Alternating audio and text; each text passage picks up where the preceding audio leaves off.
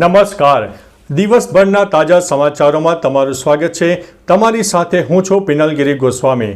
સમાચારો વિસ્તારથી જાણીએ એ પહેલા મહત્વના સમાચારો ઉપર એક નજર. નમસ્કાર મિત્રો. આજની વિડીયોમાં વાત થશે દેશ અને દુનિયાના તાજા સમાચારની. આજે તારીખ થઈ ગઈ છે 5મી માર્ચ 2025. આંગણવાડી કર્મીઓનો અનોખો વિરોધ. વાત છે નવસારી જિલ્લાની.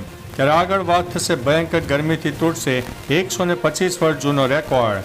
ગુજરાત એટીએસે ઝડપેલા આતંકી મામલે થયા છે મોટા ખુલાસા. આગળ વાત થશે વીરપુર બંધનો નિર્ણય લેવાયો છે મોટો. ત્યારે આગળ વાત થશે આ મહિનાથી એક્સિડન્ટના ઘાયલોની સારવાર મફત થશે. અમેરિકાએ યુક્રેનને અપાતી તમામ લશ્કરી સહાય બંધ કરી છે. કચરો ફેંકશો તો એઆઈ ટેકનોલોજી દ્વારા દંડ ફટકારાશે. બચત ખાતાના નિયમો જાણી લો, નહીં તો દંડ થશે.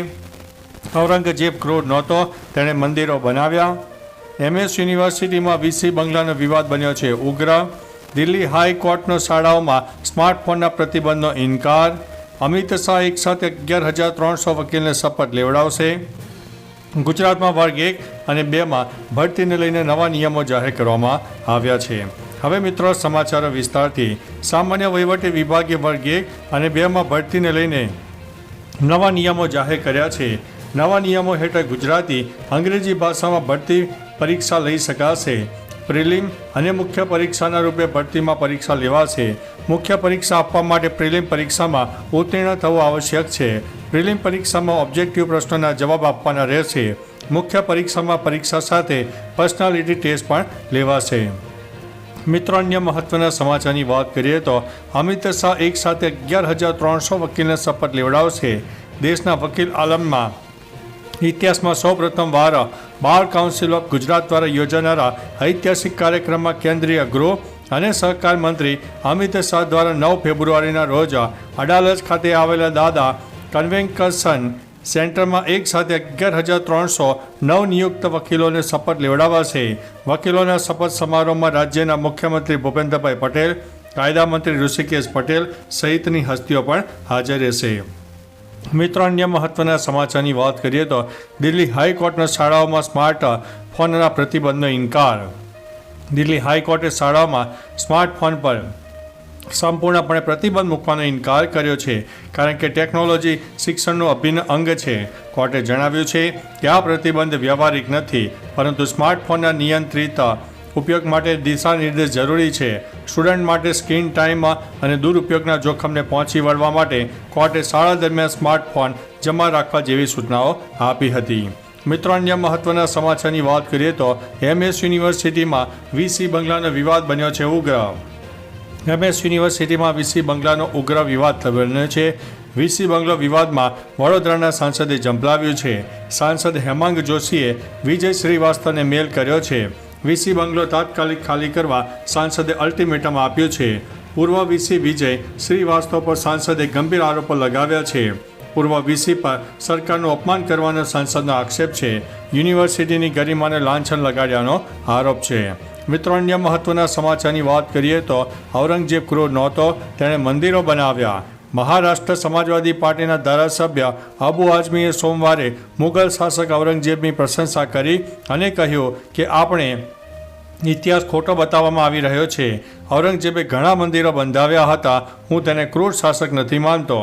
એમના આવા નિવેદનનો મહારાષ્ટ્રના નાયબ મુખ્યમંત્રી એકનાથ શિંદેએ વિરોધ કર્યો છે અને કહ્યું છે કે અબુ આઝમી પર રાજદ્રોહનો કેસ ચલાવવો જોઈએ. તેમણે માફી પણ માગવી જોઈએ.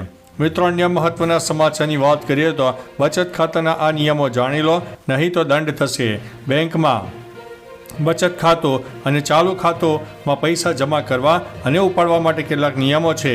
બચત ખાતામાં એક નાણાકીય વર્ષમાં 10 લાખ કે તેથી વધુ રકમ જમા કરાવો છો તો તેની જાણ આવકવેરા વિભાગને કરો. ચાલુ ખાતામાં પણ એક નાણાકીય વર્ષમાં 50 લાખથી વધુ રકમ જમા કરાવો છો તો આવકવેરા વિભાગને જાણ કરવી જરૂરી છે. આ મર્યાદાથી ઉપરના વ્યવહારોની જાણ કરવાની કાનૂની જવાબદારી છે. મિત્રો અન્ય મહત્વના સમાચારની વાત કરીએ તો કચરો ફેંકશો તો એઆઈ દંડ ફટકારશે. ભારતના સૌથી સ્વચ્છ શહેર તરીકેની જાળવી રાખવા માટે સુરત મ્યુનિસિપલ કોર્પોરેશને AI આધારિત ઓટોમેટિક કચરો શોધનાર અને દંડ કરનાર સિસ્ટમ શરૂ કરી છે. આ નવીન ટેકનોલોજીનો હેતુ કચરાના ઢગલાઓને ઝડપથી ઓળખીને અને સુરતની સ્વચ્છતામાં વધારો કરવાનો છે, જેનાથી રહેવાસીઓ માટે સ્વચ્છ અને સારું વાતાવરણ બન્યું રહે. સુરતના સ્વચ્છતાના AI ટેસ્ટને કારણે ભારતના બીજા શહેરો પણ કંઈક શીખશે.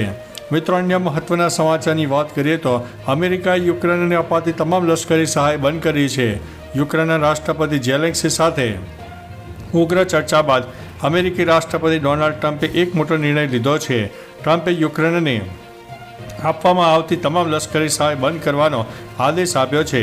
સંરક્ષણ વિભાગના એક અધિકારીના જણાવ્યા અનુસાર જ્યાં સુધી ટ્રમ્પ નક્કી ન કરે કે ઝેલેન્સ્કી શાંતિ માટે પ્રતિબદ્ધ છે કે નહીં, ત્યાં સુધી સહાય રોકી રાખવામાં આવશે. મિત્રો, અન્ય મહત્વના સમાચારની વાત કરીએ તો આ મહિનાથી એક્સિડન્ટના ઘાયલોની સારવાર મફત. આ મહિનો એટલે કે માર્ચ 2025થી માર્ગ અકસ્માતમાં ઘાયલ થયેલા લોકોને 1.5 લાખ રૂપિયા સુધીની મફત સારવાર મળશે. આ નિયમ ખાનગી હોસ્પિટલો માટે પણ ફરજિયાત રહેશે. આ સિસ્ટમ સમગ્ર દેશમાં લાગુ કરાશે. આ માટે national highway authority of India nodal agency તરીકે કામ કરશે. 5 મહિનામાં પોંડિચેરી, પંજાબ, આસામ, હરિયાણા સહિત 6 રાજ્યોમાં એક પાયલોટ પ્રોજેક્ટ ચલાવવામાં આવ્યો હતો, જે હવે સફળ રહ્યો છે. મિત્રો, અન્ય મહત્વના સમાચારની વાત કરીએ તો વીરપુર બંધનો નિર્ણય લેવાયો. જ્ઞાન પ્રકાશ સ્વામીના નિવેદનને લઈને બબાલ ચાલી રહી હતી. હવે વીરપુરમાં આગેવાનોની મહત્વની બેઠક મળી, જેમાં વીરપુર બંધનો નિર્ણય લેવામાં આવ્યો. બેઠકમાં જ્ઞાન પ્રકાશ સ્વામી જલારામ મંદિરે આવીને માફી માગે એવી માગ કરાઈ છે, જેના માટે 2 દિવસનો સમય અપાયો છે. જ્ઞાન પ્રકાશ સ્વામી માફી ન માગે ત્યાં સુધી વીરપુર બંધનું એલાન કરાયું છે. આવશ્યક ચીજવસ્તુઓની જ દુકાનો ખુલ્લી રહેશે. 6 માર્ચે આગામી નિર્ણય લેવાશે. મિત્રો, અન્ય મહત્વના સમાચારની વાત કરીએ તો ગુજરાત ATSએ ઝડપેલા આતંકી મામલે થયા છે મોટા ખુલાસા. રામ મંદિર પર હુમલાના ષડયંત્રમાં ઝડપાયેલા આતંકીને લઈને મોટા ખુલાસા થયા છે. આતંકીનું ગુજરાત કનેક્શન સામે આવ્યું હતું. સૌથી મોટો ખુલાસો એ છે કે આતંકી રેમનના પિતા અને પરિવાર ગુજરાતના સુરતના રહેવાસી છે. ચોંકાવનારી વાત તો એ છે કે તેને ઓનલાઈન વિડીયો કોલ મારફતે જ આતંકી તાલીમ આપવામાં આવી હતી. અબ્દુલ રહેમાને વિશાખાપટ્ટનમમાં જમાત સંગઠન સાથે જોડાયેલો હતો. મિત્રો, અન્ય મહત્વના સમાચારની વાત કરીએ તો ભયંકર ગરમીથી તૂટશે 125 વર્ષ જૂનો રેકોર્ડ. પશ્ચિમી વિક્ષોભ સક્રિય હોવાથી ઠંડા પહાડી વિસ્તારોમાં વરસાદ અને બરફવર્ષા થઈ રહી છે, જેના કારણે મેદાની વિસ્તારોમાં ઠંડા પવનો ફૂંકાતા હોવાથી સવારે અને સાંજે હવામાન ઠંડુ રહે છે, પરંતુ સારા સૂર્યપ્રકાશને કારણે દિવસ દરમિયાન ગરમી અનુભવાઈ રહી છે. દિલ્હી NCRનું તાપમાન 31 ડિગ્રી સુધી પહોંચ્યું છે. આ વખતે ફેબ્રુઆરીમાં ગરમીનો પારો 125 વર્ષ જૂનો રેકોર્ડ પણ તોડે તેવી સંભાવના છે. આ પહેલાં 1901માં ફેબ્રુઆરી ખૂબ જ ગરમી પડી હતી. મિત્રો, અન્ય મહત્વના સમાચારની વાત કરીએ તો આંગણવાડી કર્મીઓનો અનોખો વિરોધ. નવસારી જિલ્લામાં આગામી સમયમાં PM મોદી આવી રહ્યા છે.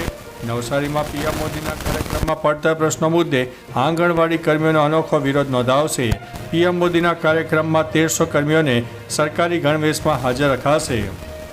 ઉલ્લેખનીય છે કે આંગણવાડી કર્મીઓના નવેમ્બરથી નાસ્તા બિલ અને 1 વર્ષના ફોન બિલની ચૂકવણી બાકી છે. કર્મીઓએ અનેક વખત સંબંધિત અધિકારીઓને રજૂઆત પણ કરી હતી, પરંતુ કોઈ ઉકેલ આવ્યો નહોતો. તો ચાલો મિત્રો, ફરીથી દેશ અને દુનિયાના સુપરફાસ્ટ સમાચાર લઈને મળતા રહીશો. ત્યાં સુધી અમને રજા આપશો. નમસ્તે.